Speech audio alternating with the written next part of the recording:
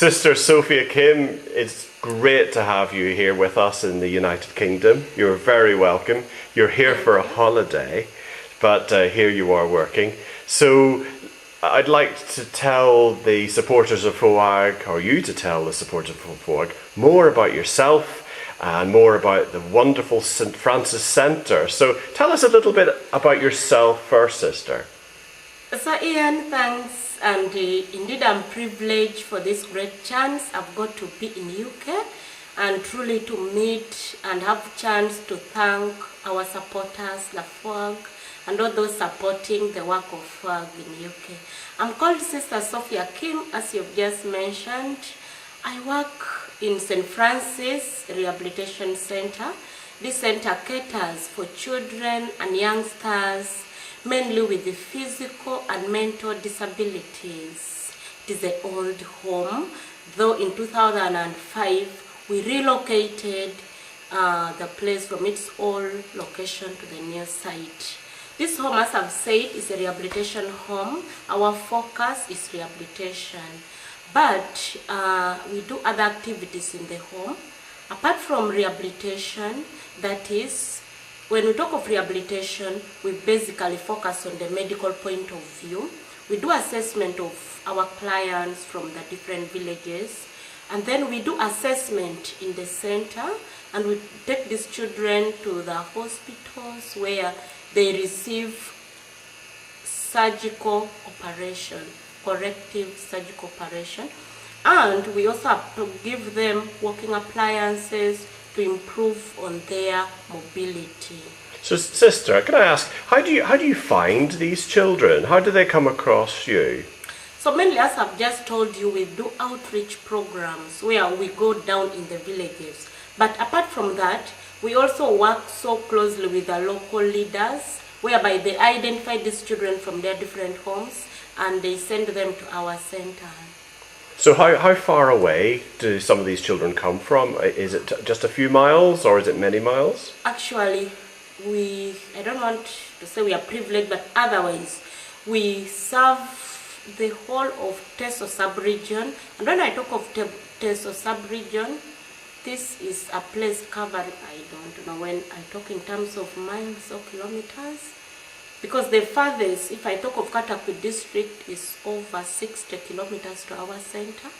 And the next district is over 50 kilometers from our center, and that is where we take our clients from operation. So we are really covering big areas. So it's a big area that you are finding the children in.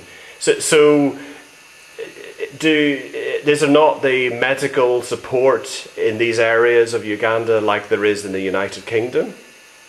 Yeah, I think we have hospitals in Uganda, but when it comes to orthopedic cases, we have very limited doctors working on orthopedic cases. That is mainly doctors who are mainly focused on treatment of the bones.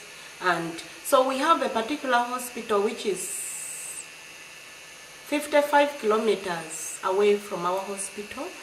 That is where we take our children. Oh, that's Kumi Hospital, isn't it? Yeah, that is Kumi Hospital, where we have Dr. Kure, who for a long time have been helping us with our clients. Because FOAG also supports Kumi Hospital and providing support for doctors and the generator and things like that. So can you maybe give us an example of a child that you found out in a village and have been able to help? So just as I've said, the hospital can be there, but also I think what for a long time has been hindering us is the negative attitude our people have for children or persons with disabilities. Because like we have cases down there in the villages, we have many children who are disabled, but due to the negligence of the parents, it takes time for us or for them to bring the children to the center. Like we have a case of Martin. Martin was the boy we got in 2006 when we went for our outreach program.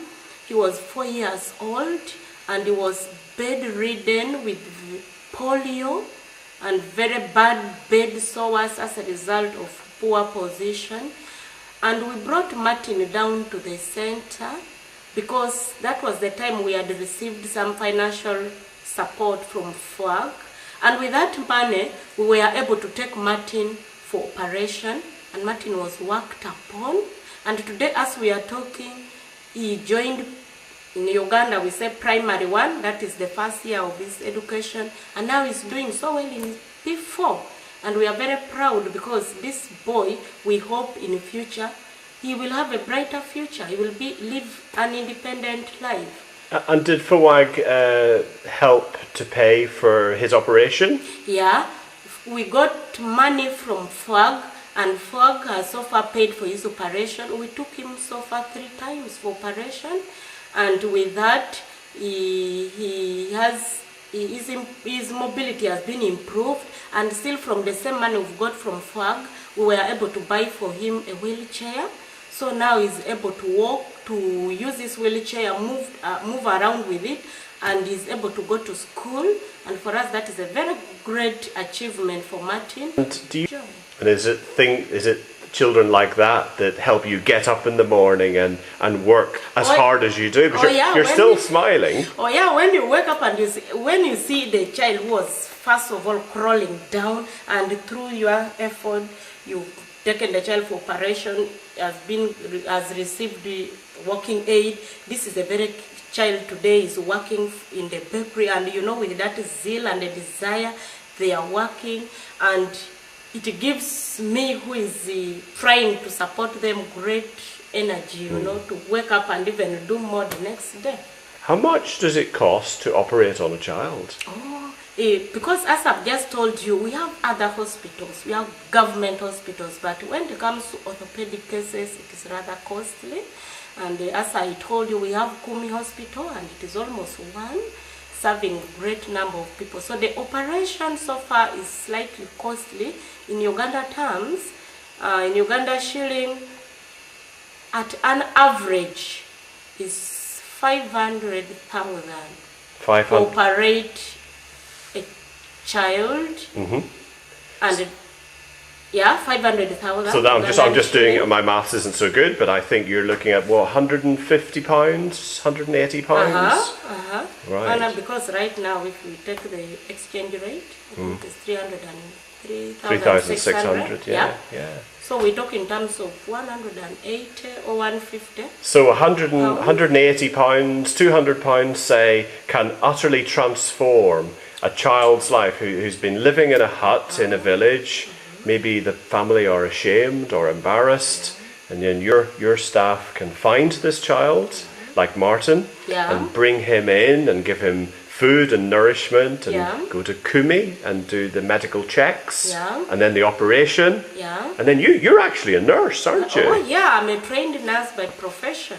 So you do all the caring and help with the physiotherapy? Yeah, just as we are talking, because we do the pre and post-operative care. That is, when they come from the villages, we provide them with care, because most of them come when they are malnourished, when they are in bad shape. So we do all of that, and takes us time and energy and money. And after that, we take them back, we take them for operation, and when they come down, we try so much to do the post-operative care. And that's why right now we are trying to put a small place where we can efficiently offer them the aftercare and pre-care properly. So you're already thinking of another part of the centre to be developed?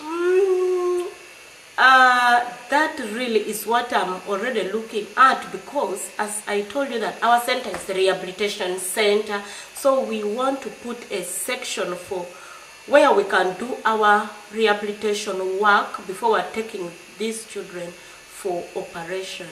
So the before care and after care, we really want to continue doing in the center. So what worries you at night? What keeps you awake? Because we know that sometimes there are food shortages in Uganda, sometimes there's flooding, sometimes there's droughts, sometimes maybe food. Is that always available? Do you have the money for this? Just as I told you that we've tried so much to see how we can continue supporting ourselves in a meager way, even if we have very little resources. Like the bakery I've talked of, at least every month we get some money worth 500,000 to run the home. But the major thing which can keep me awake is like, do I have money to take a child for operation, the next operation?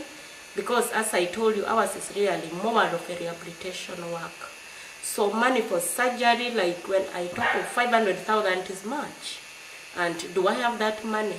So can I just clarify? For a 500,000, which we've said is around £180, you are running the centre with 65 children and feeding them and clothing them and caring for them. Is that right? Yeah. That's a minor miracle, sister. Yes. What would St Francis Centre be like without FOAG's support?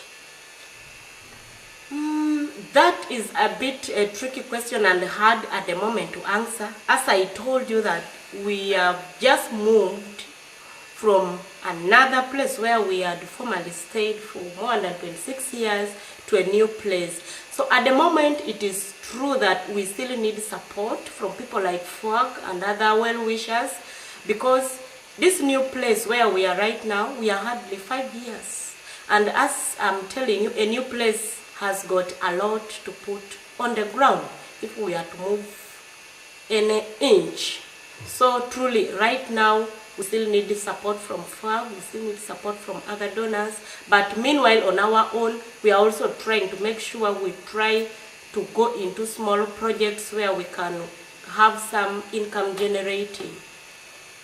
You think that's an important part of your future, like the bakery that gives jobs to the children, it gives them an income, it also gives you an income. You'd like to see that type of thing, maybe for the tailoring, for example. Yeah, I think I really love to see what can generate income for the home, because as I was just sharing with a friend of mine a day ago, when we talk of donors, there is also what we call donor fatigue. So at least if we have some project where we are also generating some money, then we are really hopeful that even if the donors some years decide to drop out, we also can continue moving.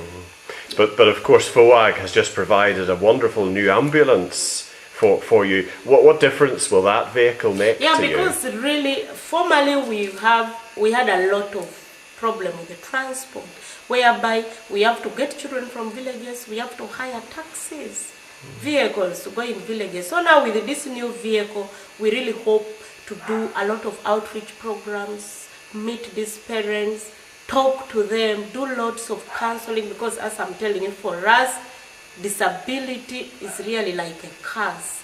So we have to do a lot of reaching down in villages, talking to the parents and getting children, and really going on with our rehabilitation services. So, sister, you've been in the UK for 2 or 3 weeks now. What do you think? What's your impression? Wonderful to mention.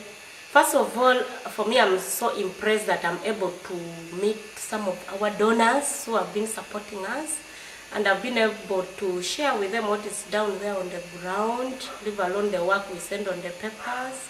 And I've been privileged to have chats with some of them and pass them our sincere gratitude and appreciation from Uganda, and more so from the children, from the workers, from our board members.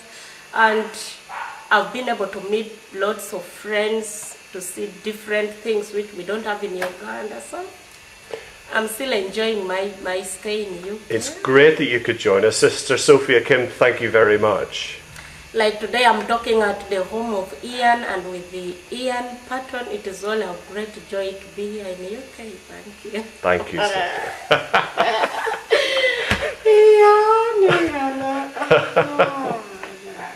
You see, that wasn't so bad, was it? It's all loud, eh? Eh? Yeah, it is all about it. It's good.